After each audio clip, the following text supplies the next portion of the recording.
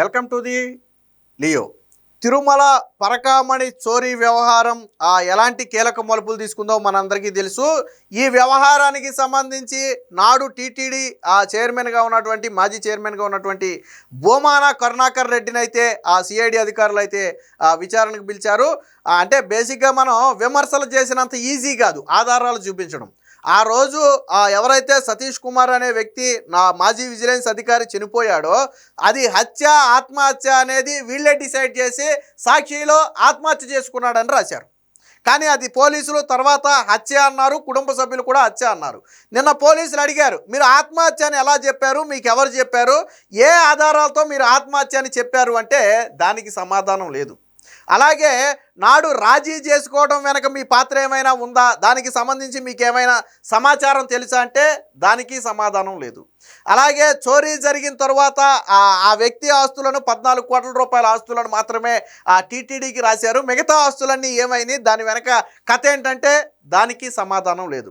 అంటే లోన మాత్రం అంతా మౌనమే. ఏదో మేడిపండు చూడు మేలిమయుండు పొట్ట విప్పి చూడు పురుగులుండని లోన మాత్రం నాకేం తెలియదు, నాకు సంబంధం లేదు, ఏమో గుర్తులేదు, మర్చిపోయా, ఈ సమాధానాలు చెప్పి బయటకు వచ్చి మీడియా మీద సెటైర్లు వేయటం.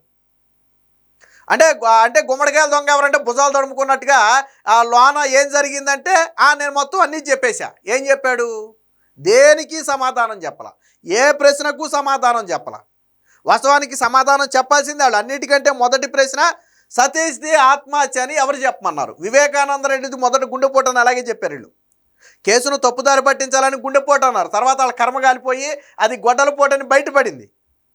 దాంతో కక్కలేక మింగలేక ఈరోజు ఎలాంటి పరిస్థితి ఎదుర్కొంటున్నారో మనందరికీ తెలుసు.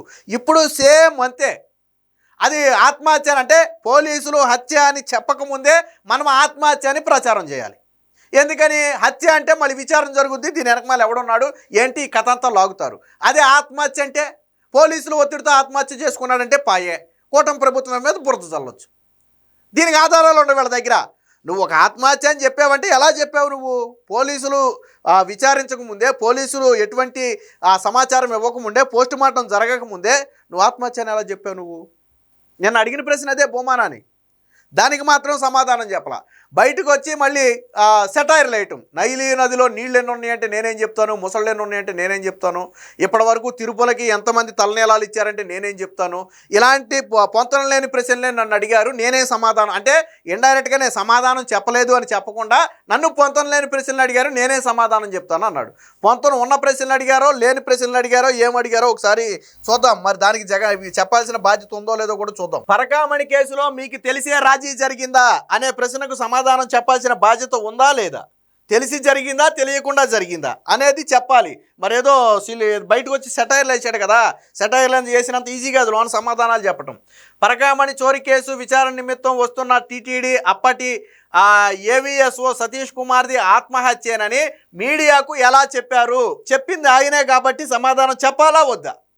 నువ్వు బయటకు వచ్చి నైలు నదిలో ముసలిని అడిగితే నేనేం చెప్తాను అన్నావు కదా, ఇది ముసలిని అడిగిన అర్థం లేని ప్రశ్న కాదు కదా. నువ్వే మీడియా ముందుకు వచ్చి ఆత్మహత్య అన్నావు. ఎవరు చెప్పారు నీకు? రాత్రిపూట ఏమైనా కల్లోకి వచ్చాడా? చనిపోయి నీకు ఏమైనా కల్లోకి వచ్చి చెప్పాడా? లేదా వాళ్ళ కుటుంబ సభ్యులు ఏమైనా చెప్పారా? పోనీ చూసిన వాళ్ళు ఏమన్నా చెప్పారా? పోనీ ఇన్వెస్టిగేషన్ తర్వాత నువ్వేమైనా పరిశీలించి చెప్పావా ఆ ప్లేస్ని? లేదే, చనిపోయాడని వార్త వచ్చింది, ప్రెస్ మీట్ పెట్టి ఆత్మహత్య అని చెప్పేశావు. గుమ్మడికాయల దొంగ ఎవరంటే నువ్వెందుకు భుజాలు తడుముకోవాలా? అక్కడ సతీష్ చనిపోతే నువ్వెందుకు భుజాలు తడుముకున్నావు? ఇక్కడ సమాధానం చెప్పాలి కదా. సో అది అందుకు మీ దగ్గర ఉన్న ఆధారాలేంటి? నిందితుడి ఆస్తిని శ్రీవారికి గిఫ్ట్ డీడ్గా తీసుకునే సమయంలో పాలక మండలి సమావేశంలో టేబుల్ ఎజెండాగా ఎందుకు పెట్టాల్సి వచ్చింది అంటూ టీటీడీ నాటి చైర్మన్ వైకాపా నేత బోమాన కరుణాకర్ రెడ్డిని సిఐడి ప్రశ్నించినట్లుగా సమాధానం. దేనికి కూడా రెండోది ఏంటంటే నిందితుడి ఆస్తిని శ్రీవారికి గిఫ్ట్ డీడ్గా రాశారు. అది కూడా 14 కోట్ల రూపాయలు సుమారు గిఫ్ట్ డీడ్గా రాశారు. మిగతా ఆస్తి ఎవరు రాయించుకున్నారు? ఆ వ్యక్తి దగ్గర దాదాపు 60 నుంచి 100 కోట్లకు పైగా ఆస్తి ఉందనేది ఒక అంచనా. 14 కోట్లు మాత్రమే శ్రీవారికి రాశారు. మిగతా ఆస్తి ఎవరికి రాశారు? శ్రీవారికి తనంతట తాను రాశాడా లేదా బలవంతంగా ఎవరైనా రాయించారా? బెదిరించి భయపెట్టి రాయించారా? సో ఇలాంటి ప్రశ్నలకు ఏటికి కూడా ఆ సమాధానం చెప్పాలి. రెండోది, ఈ గిఫ్ట్ డీడ్ తీసుకోవడానికి ముందు తీర్మానం చేయాలి. దీనికి ఒక పెద్ద ప్రాసెస్ ఉంది. గిఫ్ట్ డీడ్ని నేను ఇస్తానంటే వాడు వెంటనే తీసుకోరు, దానికి ఒక ప్రాసెస్ ఉంది. కానీ ఆ ప్రాసెస్ మొత్తాన్ని కూడా బైపాస్ చేసి కేవలం టేబుల్ ఎజెండాగా, పాలక మండలి సమావేశంలో టేబుల్ ఎజెండాగా పెట్టి తూతూ మంత్రంగా ఓకే చేసేశారు. ఎందుకు అలాంటి పరిస్థితి వచ్చింది? సో అది కూడా సిఐడి అడిగినటువంటి ప్రశ్నే. సో మంగళవారం విచారణకు హాజరైన ఆయనను అరగంట పాటు డీజీ రవిశంకర్ అయ్యన్నార్ అయితే ప్రశ్నించారు. నిందితుడు రవికుమార్ స్వయంగా తప్పును అంగీకరించి ఆస్తుల వివరాలు వెల్లడించినప్పటికీ కేవలం 14 కోట్ల రూపాయల ఆస్తులను మాత్రమే శ్రీవారికి ఎందుకు తీసుకున్నారు? అప్పటికప్పుడు టేబుల్ ఎజెండాగా పెట్టడంలో ఎవరి ప్రమేయం ఉంది? నేనే చెప్పేది. నిజంగా ఇస్తానన్నాడు, దానికి ఒక ప్రొసీజర్ ఉంది. ప్రొసీజర్ ప్రకారం అతను ఆస్తి తీసుకోవచ్చు, గిఫ్ట్ డీడ్ కింద తీసుకోవచ్చు, తప్పులేదు. రెండోది, తన ఆస్తులు ఎంతో స్వయంగా అతనే వెల్లడించారు. కానీ 14 కోట్ల ఆస్తులు మాత్రమే గిఫ్ట్ డీడ్ కింద ఇచ్చారు. మిగతా ఆస్తులు ఏమైపోయినాయి? ఎవరి దగ్గర ఉన్నాయి? ఎవరు రాయించుకున్నారు? సమాధానం చెప్పాలి. ఇవన్నీ తనకు సంబంధం లేని ప్రశ్నలని భూమాన దాటవేసినట్లు తెలుస్తుంది. ఈ కేసు రాజీ చేయాలని ఎవరి నుంచైనా విన్నపాలు వచ్చాయా? మీరెవరైనా పోలీసులకు సూచించారా? రవికుమార్ ఆస్తులను ఎవరైనా రాయించుకున్నట్లు అనుమానం ఉందా? అతడిపై టీటీడీ విజిలెన్స్ ద్వారా ఎలాంటి దర్యాప్తు చేయించారు అనే విషయాలనైతే ఆ భూమాన్ని అడిగారు. ఏటికి కూడా సమాధానం చెప్పాలి. ఇవన్నీ కూడా వ్యాలిడ్ ప్రశ్నలే, ఖచ్చితంగా సమాధానం చెప్పాల్సిన ప్రశ్నలే. మీరు పోలీసులు అంటే రాజీ చేయమని ఎవరైనా ఒత్తిడి చేశారా? మీకు ప్రభుత్వం నుంచి ఎవరి నుంచి అయినా ఆదేశాలు వచ్చాయా? లేదా మీరు పోలీసులకు ఏమైనా చెప్పారా రాజీ చేసుకోమని? అప్పుడు చనిపోయిన సతీష్ కుమారే కదా రాజీకి వెళ్ళింది. ఎవరు ఒత్తిడి చేస్తే వెళ్ళాడు సతీష్ రాజీకి? ఆయనకి సంబంధం లేదు, ఆయనేమి రాజీ చేసుకోవాల్సిన అవసరం లేదు, అతను ఒక ఉద్యోగం మాత్రమే. కానీ ఎవరు చెప్తే రాజీకి వెళ్ళాడు, ఎవరు ఒత్తిడి చేస్తే రాజీకి వెళ్ళాడు అనేది చెప్పాలి. గతంలో సతీష్ కుమార్ చనిపోవడానికి ముందు హాజరైనటువంటి విచారణలో ఏం చెప్పాడు? నా మీద కొంతమంది పెద్దల ఒత్తిడి ఉంది, కొంతమంది పై స్థాయి అధికారుల ఒత్తిడి ఉండడం వల్ల తప్పని పరిస్థితుల్లో నేను రాజీకి వెళ్ళానని చెప్పాడు. తర్వాత విచారణకు వచ్చేటప్పుడే చనిపోయాడు. తర్వాత విచారణకు వస్తే ఆ పెద్దలు ఎవరు, ఒత్తిడి చేసింది ఎవరు, బహుశా బయట పెట్టేవాడేమో. అందుకే కదా ఆ వ్యక్తిని అర్ధాంతరంగా చంపేసింది. సో ఆ పెద్దలు ఎవరు అనేది తర్వాత బయటపడద్దు అనుకోండి. అలాగే రవికుమార్ ఆస్తులను ఎవరైనా రాయించుకున్నట్లు మీకు అనుమానం ఉందా? అతడిపై టీటీడీ విజిలెన్స్ ద్వారా ఎలాంటి దర్యాప్తు చేయించారు? ఇది చెప్పాల్సిన బాధ్యత ఉంది కదా. ఒక వ్యక్తి రవికుమార్ అనే వ్యక్తి దొంగతనం చేశాడు, దొరికిపోయాడు. టీటీడీ ద్వారా ఎలాంటి విచారణ చేయించారు? చేయించిన విచారణ చేస్తే రిపోర్ట్ ఎక్కడుంది? అలాంటివి ఏవి కూడా లేవు ఇక్కడ. సో ఈ విషయాల్లో తనకు ఎలాంటి సంబంధం లేదని, తననెవరూ రాజీ చేయమని కోరలేదని భూమాన చెప్పాడట. ఈ విషయాల్లో ఏం సంబంధం ఉండదు. కానీ చనిపోగానే ఆత్మహత్య అని చెప్పి మనమే చెప్తాం. లేకపోతే కూటమి నేతలు ఒత్తిడో, లేకపోతే కూటమి ప్రభుత్వంలో పోలీసులు ఒత్తిడి వల్ల చనిపోయాడని మనమే చెప్తాం. మరి ఇవన్నీ నోటితో చెప్పేస్తాం. కానీ నీ దగ్గర ఉన్న ఆధారాలు అంటే మాత్రం మనం బయటికి రాం. నేను అదే చెప్పింది, నోటితో మాట్లాడినంత ఈజీ కాదు. నేను చెప్తా, నేను జగన్మోహన్ రెడ్డి మీద ఏదో ఒక ఎలిగేషన్ వేస్తా. ఏం చేస్తారు? లోన కూర్చోబెట్టా ఎలిగేషన్కి నీ దగ్గర ఉన్న ఆధారాలు ఏంటి చెప్పంటారు. చెప్పాలి కదా, కనీసం ఏదో ఒక ఆధారం ఉండాలి కదా. అసలు సతీష్ అనే వ్యక్తి చనిపోతే భూమాన కరుణాకర్ రెడ్డి ఎందుకు భుజాలు తడుపుకోవటం, వెంటనే ప్రెస్ మీట్ పెట్టి ఎందుకు చెప్పాలా? పోలీసులు చూసుకుంటారు కదా, అది కుటుంబ సభ్యులు చూసుకుంటారు కదా. నీకేంటి సంబంధం? నీకేంటి సంబంధం? వీటికేటికి కూడా సమాధానం ఉండదు. నన్ను కేసులో ఇరికించడానికే, కేసులో నిన్ను ఇరికించేదేముంది? ఆ రోజు నీ పాత్ర ఉందా లేదా? సిఐడి అడిగిన ప్రశ్నలకు సమాధానం చెప్పాలా. టేబుల్ ఎజెండాగా అర్జెంటుగా ఎందుకు పెట్టారు? 14 కోట్లు మాత్రమే ఎందుకు గిఫ్ట్ డీడ్ రాసుకున్నారు? ఆ గిఫ్ట్ డీడ్ని కూడా ఒక నిబంధన ప్రకారం కాకుండా అర్జెంటుగా అప్పటికప్పుడు ఎందుకు చేశారు? అలాగే రాజీ ఎందుకు జరిగింది? కేసు రాజీ ఎందుకు జరిగింది?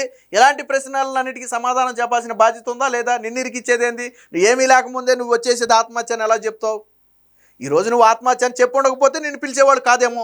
సిఐడి విచారణ అనంతరం భూమాన మీడియాతో మాట్లాడారు. నైలు నదిలో ముసల సంఖ్య ఎంత? మన డిఎన్ఏకు మూలమైన మహాతల్లి వాళ్ళ అమ్మ పేరేంటి? 1500 ఏళ్లుగా స్వామివారికి తలనీలాళ్ళు సమర్పించిన వారు ఎంతమంది అని అడిగితే నేను ఎలా చెప్పగలను అని పేర్కొ, అంటే వ్యంగ్యంగా నన్ను అడిగిన ప్రశ్నలు ఏవి కూడా సంబంధం లేని ప్రశ్నలు అడిగారని చెప్పి మీడియా మీద సెటైర్లు వేయటం. మనకు ఆన్సర్లు చెప్పడం రాదు, కానీ మీడియా మీద సెటైర్లు వేయటం మాత్రం వచ్చు.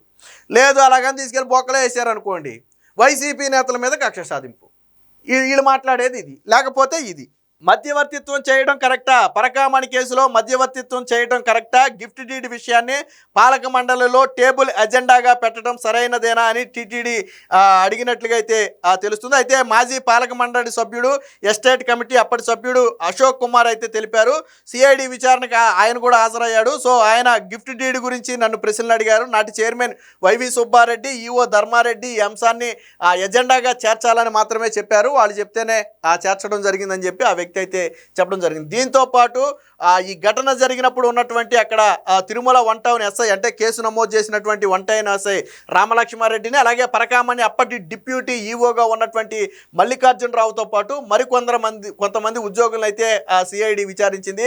అప్పటి స్టేషన్ ఎస్హెచ్ఓగా ఉన్నటువంటి జగన్మోహన్ రెడ్డి, ఆ వ్యక్తి పేరు కూడా జగన్మోహన్ రెడ్డి, అప్పట్లో ఎలాంటి ఆదేశాలు జారీ చేశారు, కింది స్థాయి సిబ్బంది మీద ఏమైనా ఒత్తిడి తీసుకొచ్చి దీన్ని రాజీ చేయించారనే కోణంలో కూడా పోలీసులు అయితే అడిగారు. ఇక అన్నిటికీ మించి పరకామణి వ్యవహారంలో రవికుమార్ డాలర్లు దొంగరిస్తున్నాడని నిర్ధారించే సీసీటీవీ ఫుటేజ్లు మాయమవటం అన్నిటికీ మించి కీలకం. మొన్న వచ్చినటువంటి సీసీటీవీ ఫుటేజ్లు కాకుండా అనేక సీసీటీవీ ఫుటేజ్లు మాయమయ్యాయి. ఎలా మాయమయ్యాయి? సీసీటీవీ ఫుటేజ్ ఎలా మాయమైంది చెప్పాలి కదా సమాధానం దీనికి. తిరుమల లాంటి ఒక పుణ్యక్షేత్రంలో సీసీటీవీ ఫుటేజ్ మాయమవటం అంటే ఎంత దారుణమైన విషయం. అంటే ఎవరి ఉద్దేశం లేకుండా కేవలం ఆ సీసీటీవీ ఫుటేజ్ మాత్రం ఎలా మాయమవుద్ది? సో దీనికి సంబంధించి కూడా మాట్లాడారు. దీని వెనక అప్పటి కమాండ్ కంట్రోల్ విఐ శివశంకర్ హస్తం ఉందని పాలక మండలి సభ్యుడు భానుప్రకాష్ అయితే ఆరోపించారు. తిరుమలలో లడ్డూలు, గదులు బ్లాక్లో విక్రయించిన వారిని రిమాండ్కు పంపించిన ఘటనలు ఉన్నాయని, కానీ శివశంకర్ను మాత్రం మాతృశాఖకు బదిలీ చేయడం వెనక మర్మం ఏంటో తెలియాలన్నారు. దీనిపై హైకోర్టులో పిటిషన్ వేశామన్నారు. విచారణకు రావాల్సి ఉంది. ఇది అంటే విచారణ సందర్భంగా అంటే ఘటన జరిగినప్పుడు ఆరోపణలు చేయటం, పోలీసులు పిలిచి ఆధారాలు అడిగితే తెలియదు, మర్చిపోయా, గుర్తులేదు, లేదా నాకు సంబంధం లేదు, అది అధికారుల వ్యవహారం. డొంక తిరుగుడు సమాధానాలు. రాజకీయ నేతలు బాగా వైసీపీలో, ముఖ్యంగా వైసీపీ హయాంలో అవినీతికి పాల్పడి దొరికినటువంటి అధికారులు కావచ్చు, లేదా రాజకీయ నేతలు కావచ్చు, అందరూ చెప్పే సమాధానం ఒకటే. మొన్న శ్యామలు కూడా అదే చెప్పింది. నీకెవరు చెప్పారమ్మా బస్సు ప్రమాదంలో కల్తీ మద్యం తాగాడు అని నీకెవరు చెప్పారంటే నాకు స్క్రిప్ట్ ఇచ్చారన్నారు. అలాగే బోమాన్ ఏంటంటే పాపం స్క్రిప్ట్ అని చెప్పలేదు, కానీ బయటకు వచ్చి పొంతన లేని ప్రశ్నలు అడిగారని మాత్రం చెప్పాడు. ఏది ఏమైనా మొత్తంగా ఈ పరకామణి వ్యవహారంలో బోమాన మెడకు ఉచ్చు అయితే బలంగా చుట్టుకోబోతుంది. తన హయాంలో జరిగినటువంటి కానీ సీసీటీవీ ఫుటేజ్ మాయానికి సంబంధించి కానీ, లేదా గిఫ్ట్ డీడ్కి సంబంధించి కానీ, లేదా ఆత్మహత్య అని చెప్పడానికి సంబంధించి కానీ ఎటువంటి సమాధానం చెప్పలేదు. సో వీటన్నిటి వెనకాల కూడా నాటి పాలకుల వ్యవహారం కావచ్చు, లేదా వైసీపీకి అనుబంధంగా వ్యవహరించిన వాళ్ళు కావచ్చు ఖచ్చితంగా ఉన్నారు అనేది బలమైన ఆరోపణ. ఏది ఏమైనా పరకామణి వ్యవహారంలో వైసీపీ నేతల మెడకు బలంగా ఉచ్చు బిగుసుకుంటుంది అనేది మాత్రం వాస్తవం. Please subscribe to Leo news for more videos.